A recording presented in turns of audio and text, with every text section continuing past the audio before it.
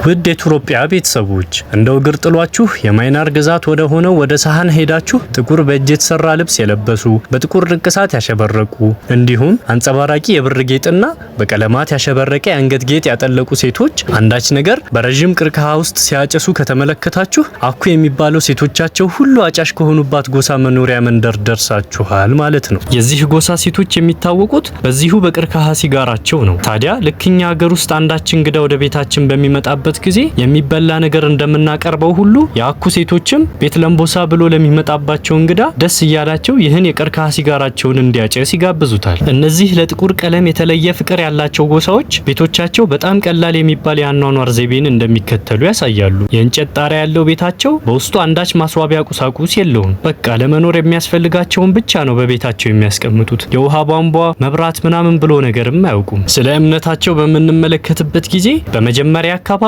ልክ እንደ አብዛኞቹ ነባር ጎሳዎች በቁስ በቦታ ሊያም በአንዳች ፍጥረት ያምኑ ነበር። የኋላ ኋላ ግን በሚስዮናውያን አማካኝነት ክርስትናን ለመቀበል ችለዋል። በነገራችን ላይ የዚህ ጎሳ ሴቶች ይሄ ነው የሚባል የሕክምና አገልግሎት በማያገኙበት የአኗኗር ዘይቤ እየኖሩ እንኳን በሰማኒያዎቹ የእድሜ ክልላቸው ውስጥም ጠንካራና ጤነኛ ሆነው ይታያሉ። በተቃራኒው ወንዶቹ ደግሞ ከ60ዎቹ የእድሜ ክልል አያልፉም። ታዲያ ወንዶችም ሴቶችም እኩል በሚሰሩበት በዚህ ጎሳ ውስጥ ለምን ይህን ያክል በህይወት የመኖር እድሜ ልዩነት ተከሰተ የሚለውን ለማስረዳት አሁንም ድረስ አስቸጋሪ እንደሆነ አለ።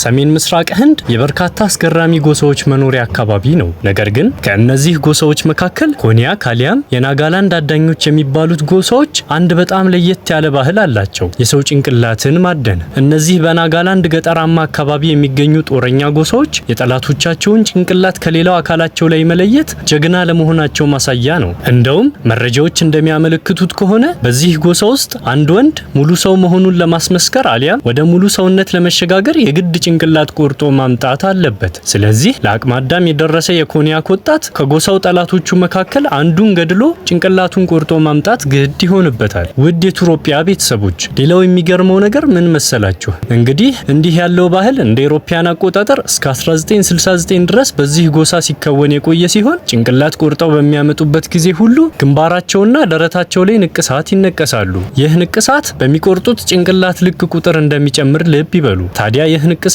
በጎሳው መካከል እንደ ውበት ምልክትነት ከመቆጠሩም ባሻገር ንቅሳት የሌለው የጎሳው አባል ከሞተ በኋላ ጥሩ ህይወት አይጠብቀውም ተብሎም ይታመናል። ሴቶችም ራሱ የሚያገቡትን ሲመርጡ ዘሬን ያስቀጥልልኛል ወይስ በከንቱ ይቀራል የሚለውን ለማረጋገጥ ንቅሳት አለው የለውም የሚለውን አረጋግጠው ነው። በነገራችን ላይ የጎሳው አባላት ያደኑትን ጭንቅላት የሚያስቀምጡት ጎሳው ለዚህ አገልግሎት ብቻ ብሎ ባዘጋጀው በመንደሩ በሚገኝ አንድ ቤት ውስጥ መሆኑን ልብ ይበሉ።